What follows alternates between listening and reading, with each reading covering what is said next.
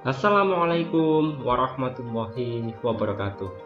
Selamat datang di channel kami. Baik anak-anak kelas 3, pada pembelajaran kali ini kita akan belajar masih pada tema yang ke-7, yaitu perkembangan teknologi. Subtema 3, perkembangan teknologi produksi komunikasi, pembelajaran yang ke-6. Namun sebelumnya, anak-anak semua silahkan untuk klik subscribe dan loncengnya agar anak-anak semua tidak ketinggalan pada video pembelajaran selanjutnya. Baik anak-anak, pada pertemuan kali ini kita akan belajar tentang teks tentang alat komunikasi masa kini, kemudian akibat perkembangan teknologi komunikasi, dan juga tentang keliling bangun datar. Baik anak-anak, silahkan kalian memperhatikan gambar ini. Nah, gambar ini ada beberapa aplikasi masa kini. Di sana ada Facebook, ada YouTube, ada Twitter, ada Yahoo, ada Google, dan sebagainya. Itu merupakan alat komunikasi masa kini seperti itu. Nah, tahukah kalian media sosial seperti gambar di atas? Nah, kita akan membahasnya pada pertemuan hari ini. Ada bacaan selanjutnya tentang alat komunikasi masa kini. Mari kita baca bersama-sama teks tentang alat komunikasi masa kini. Manusia membutuhkan alat komunikasi untuk menyampaikan pesan dan informasi. Ilmu alat komunikasi berkembang agar manusia dapat berkomunikasi lebih mudah dan cepat. Kemudian, aplikasi penyampai pesan merupakan salah satu alat komunikasi yang mudah digunakan. Aplikasi tersebut harus diunduh dalam ponsel, tablet, atau komputer, yang termasuk ke dalam aplikasi penyampai pesan antara lain WhatsApp, Facebook, dan juga Messenger. Nah, aplikasi itu harus diunduh dulu dengan menggunakan ponsel, tablet, dan juga komputer. Nah, yang termasuk aplikasi dalam teks ini ada WhatsApp, kemudian Facebook, dan Messenger. Paragraf yang ketiga. Melalui aplikasi itu, kita dapat melakukan percakapan. Percakapan dapat dilakukan secara tertulis, pesan suara, maupun panggilan video. Percakapan bersifat pribadi. Hanya pengirim dan penerima pesan yang dapat mengetahui percakapan tersebut. Jadi dengan menggunakan aplikasi tersebut, kita dapat melakukan percakapan. Nah, percakapannya itu dapat dilakukan dengan tertulis, pesan suara, kemudian bisa dengan menggunakan panggilan video. Nah, percakapan itu hanya pengirim dan penerima pesan saja yang mengetahui tentang percakapan itu. Paragraf yang keempat. Penggunaan aplikasi penyampai pesan memiliki aturan khusus. Aturan secara umum adalah penggunaan harus berusia di atas 13 tahun. Jika pengguna adalah anak-anak, diperlukan pendampingan orang tua. Nah, kalau misalnya anak-anak kelas 3 ingin menggunakan ponsel, anak-anak semua harus didampingi orang tua. Seperti itu ya. Iya. Selanjutnya, tuliskan informasi dari setiap paragraf berdasarkan teks yang telah kamu baca. Nah, ada 4 paragraf dan di dalam paragraf itu ada isi, ada inti dari paragraf itu.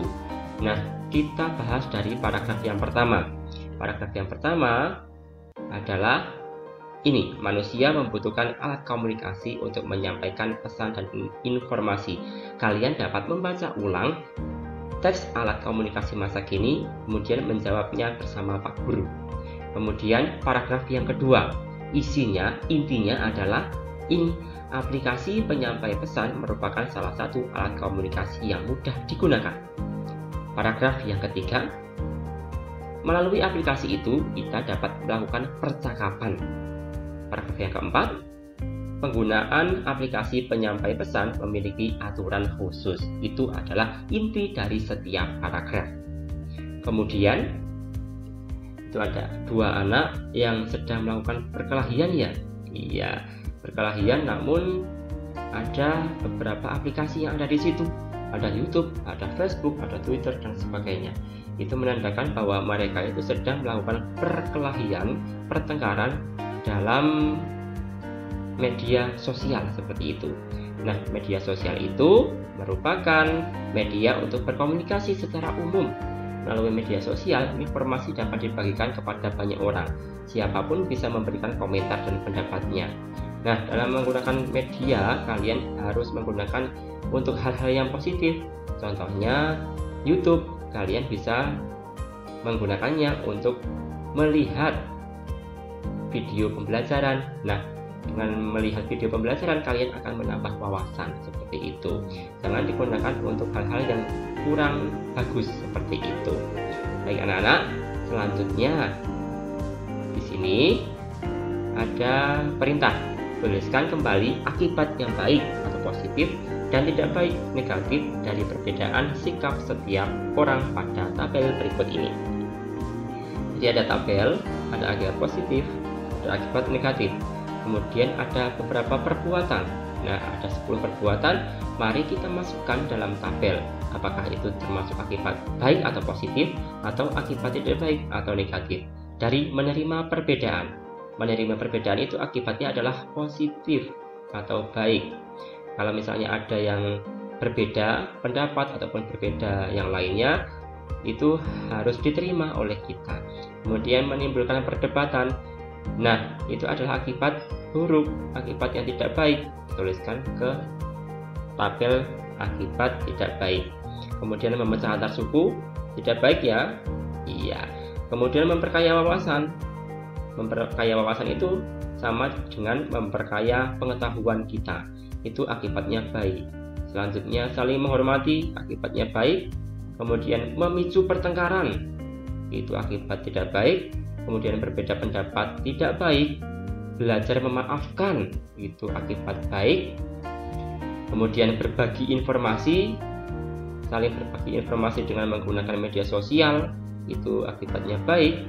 Dan juga kalau tidak mau bersatu, itu akibatnya tidak baik. Baik anak-anak, selanjutnya kita akan belajar tentang keliling bangun datar. Kita dapat mengukur keliling suatu bangun datar. Salah satu alat ukur yang dapat digunakan adalah menggunakan satuan panjang. Misalnya seperti ini. Ini adalah kertas berpeta, kemudian ada keterangannya bahwa setiap garis itu 1 cm. Seperti itu. Nah, kertas berpeta ini dapat digunakan untuk satuan panjang. Seperti itu anak-anak. Kita langsung ke contoh. Nah, ini ada contohnya. Amati contoh berikut ini. Nah, kita akan menghitung kelilingnya. Kita tahu bahwa keliling itu adalah jumlah sisinya. Kita hitung bersama-sama. 1, 2, 3, 4, 5, 6, 7, 8, 9, 10. Ada 10 garis. Nah, setiap garisnya itu menunjukkan 1 cm. Jadi, keliling bangun di atas adalah 10 cm. Kita lanjutkan pada soal berikutnya. Ini ada bangun seperti ini, kita hitung kelilingnya. Diingat bahwa keliling itu jumlah sisi-sisinya. Nah, jumlah sisi-sisinya seperti ini. 1 sisi yang bawah, kemudian yang sampingnya 2, 3, soalnya itu ada 2 garis. Jadi sudah ada 3 cm, kemudian 4, 5, 6, 7, 8, 9, 10, 11, 12. Jadi keliling bangun di atas adalah 12 cm. Selanjutnya, kita simpulkan pembelajaran pada pagi hari ini.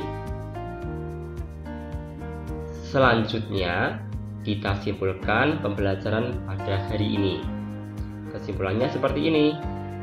yang termasuk ke dalam aplikasi penyampai pesan antara lain bisa WhatsApp, kemudian Facebook, dan juga Messenger. Melalui aplikasi ini kita dapat melakukan percakapan. Kemudian kita harus memanfaatkan media sosial dalam hal-hal yang positif. Kemudian tentang keliling bangun datar adalah jumlah ukuran dari sisi-sisi yang membentuk bangun tersebut. Baik anak-anak, kemudian ada pesannya. Pesannya seperti ini. Dalam menggunakan gawai atau handphone harus didampingi orang tua. Nah, kemudian jangan terus-menerus bermain HP atau handphone. Takutnya nanti akan lupa terhadap pelajaran di sekolah. Jadi kalian itu jangan kelamaan dalam bermain handphone seperti itu, karena kurang baik, nantinya akan lupa dengan pelajaran yang ada di sekolah. Kita lanjutkan ke latihan soal. Bacalah teks berikut.